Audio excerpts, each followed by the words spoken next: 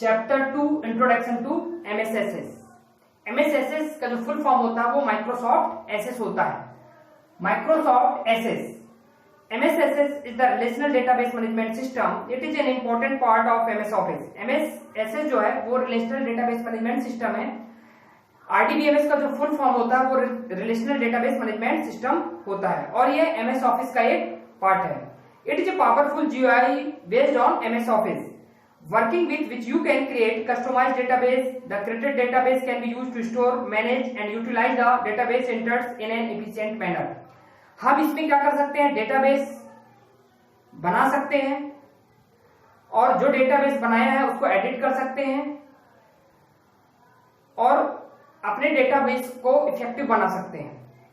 ये हमें facility MSSS provide करता है। स्टार्टिंग MSSS, स्टार्ट से ऑल प्रोग्राम में जाएंगे, ऑल प्रोग्राम से MS ऑफिस में जाएंगे, फिर इसके बाद माइक्रोसॉफ्ट एसएस में क्लिक करेंगे तो हमको माइक्रोसॉफ्ट एसएस का विंडो आ जाएगा। अब हमें पढ़ना है कंपोनेंट्स ऑफ द विंडो, मतलब हमारी विंडो में कौन कौन से कंपोनेंट्स होते हैं। तो पहले है title bar. It show the title of the program. ये क्या करेगा, टाइटल बार यहाँ ऊपर सबसे ऊपर जो प्रोग्राम्स आपका ओपन रहता है वो शो होता है। तो अभी माइक्रोसॉफ्ट एसएस खोला है तो माइक्रोसॉफ्ट एसएस सबसे टाइटल बार में लिखा रहेगा। इसके बाद है मेनू बार। It show the menu options for working with database. यह मेनू बार में भी ऑप्शंस दिए होते हैं, जैसे फाइल मेनू है, एडिट मेनू है और डेटाबेस की वर्किंग को शो करते हैं। फिर है status bar. It show the status of the process and the database file. यह स्टेटस ऑफ द प्रोसेस और डेटाबेस फाइल को रिप्रेजेंट करता है। फिर है standard tool bar. It show the commonly used option of the commands file menu in the form of convenient to use command button. Standard tool bar में buttons होती हैं जिनको यूज करके हम अपने जो भी डेटा है उसको इफेक्टिव बना सकते हैं। फिर टास्क पेन है। It's a set of tool bar which allow you to perform various function to work with the database. इसमें कई फंक्शंस दिए होते हैं टास्क पेन में जिसको यूज करके हम अपने डेटाबेस में वर्क कर सकते हैं। Creating a new database. To work with MSSS, you have to either open on existing database or create a new database. Two steps to create a new database file are as follows. Open the file menu and click on the new option. File menu को open करेंगे और new option पे click करेंगे तो in the new file task pane click on the blank database. तो हमें blank database की window open होगी। उसमें हम जो स्टेप्स है उसको फॉलो करेंगे। Silent the folder where you want to create a new database file, उस फोल्डर्स पे क्लिक करेंगे जिसपे हमें अपनी डेटाबेस फाइल को न्यू डेटाबेस फाइल को क्रिएट करना है। Inter a name for your database. अपने डेटाबेस का नेम लिखेंगे।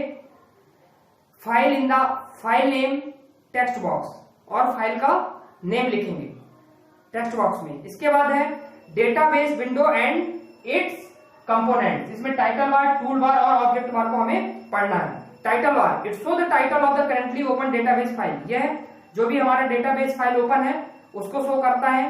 फिर टूल बार है। द टूल बार है number of important tools to help you work with the tables. हमें इसमें इंपॉर्टेंट टूल जो टेबल्स क्रिएट करने में हेल्प करते हैं वो होंगे। इसमें पहला ऑप्शन है open, help you to open the table that is the selected. You can open it by double clicking on it. Table पे क्लिक करेंगे, डबल क्लिक करेंगे तो इसका ऑप्शन क्लिक हो जाएगा और उसमें जो भी स्टेप्स होंगे उनको फॉलो करेंगे। फिर design, help you to open a table in the design view. इसमें टेबल्स में जो डिजाइन क्रिएट करनी है वो कर सकते हैं। New, help you to create new table in various way, data sheet view, design view etcetera. इसमें न्यू में भी डेटा शीट व्यू और डिजाइन व्यू क्रिएट कर सकते हैं। फिर delete, help to delete the unwanted components of the database. अपने database से जो हमें जरूरी नहीं है उसको हम डिलीट भी कर सकते हैं। फिर large icon, allow you to see the list of the database components along with large icon। इसमें जो भी डेटाबेस के आइकन्स हैं वो हमें लार्ज शो हो सकते हैं इस ऑप्शन में क्लिक करने के बाद। और स्मॉल आइकन के लिए दिया है तो जो डेटाबेस के हमने जो आइकन्स हैं वो स्मॉल हो सकते हैं। List. It show the various components a simple list. इसमें जो हमारे कंपोनेंट्स है डेटाबेस के उसकी लिस्ट शो होगी। फिर detail, to see the detail of the database components, a data and time when it was created. इसमें पूरा डिटेल शो होगा जो हम क्रिएट कर रहे हैं। फिर इसके बाद जो थर्ड है object bar. The object bar has various database objects as given below. पहला table. A table is the collection of related data stored in an organized manner. इसमें क्या होगा, कलेक्शन ऑफ रिलेटेड डेटा होगा table में। Queries it use to filter data from the table based on some condition. इसमें हमारा जो data वो filter होगा टेबल से कुछ कंडीशंस के तहत।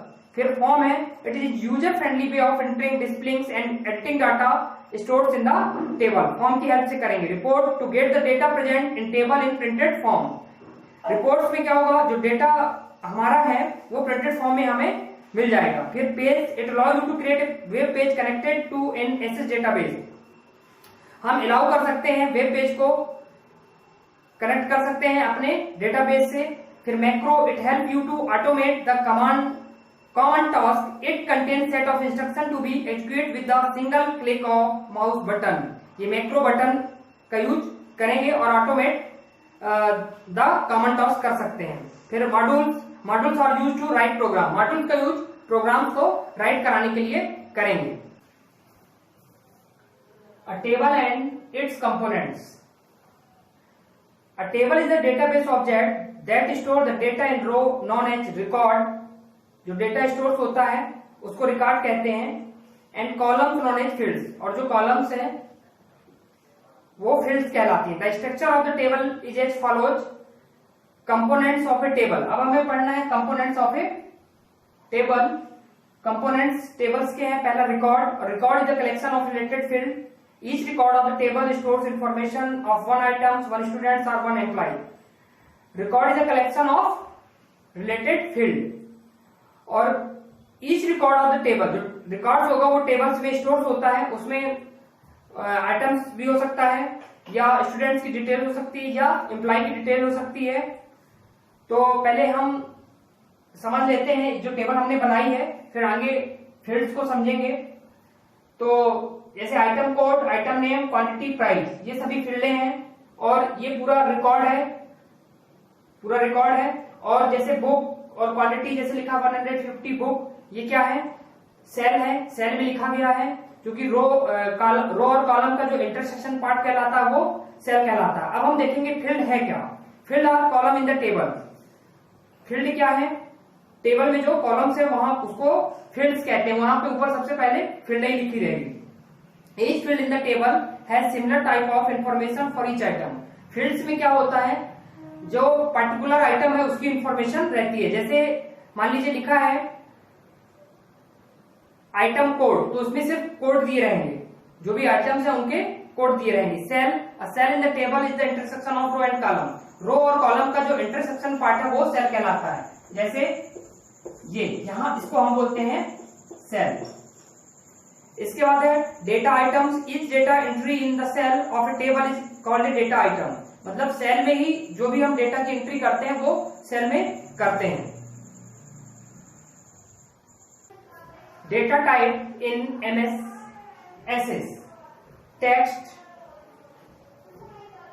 टेक्स्ट में use to store data the contains letters, digits, spaces and special character.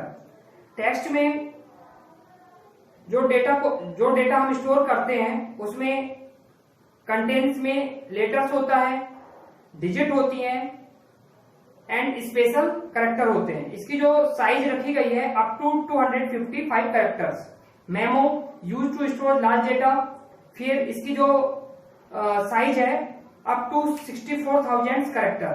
फिर number use to store numeric value. 8 bytes में न्यूमेरिक वैल्यू स्टोर होते हैं। इसकी जो साइज रखी गई है। Date time use to store date and time value 8 byte में है। फिर currency use to store currency value 8 byte में।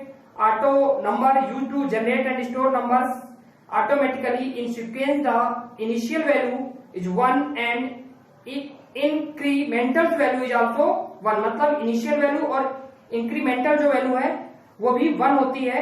ये भी इसकी जो साइज है 8 बाइट है। फिर yes no use to store yes no, true false, on off, ये 4 बाइट्स में इसकी साइज दी गई है। OLE object use to store photograph, spreadsheet और वर्ड डॉक्यूमेंट्स के लिए है। इसकी जो साइज है 4 बाइट्स रखी गई है। Look up wizard use to create a field that let you select a value from another table और ए लिस्ट ऑफ वैल्यू। इसमें लुक ऑफ रिजॉर्ट में हम टेबल करें, क्रिएट ए फील्ड, जो भी फील्ड्स को क्रिएट करते हैं और जो सिलेक्टेड वैल्यू होती है या अनदर टेबल से, और लिस्ट ऑफ वैल्यू होती है। नेक्स्ट वीडियो में हम क्रिएटिंग टेबल्स पढ़ेंगे। तब तक के लिए गुड डे, थैंक यू।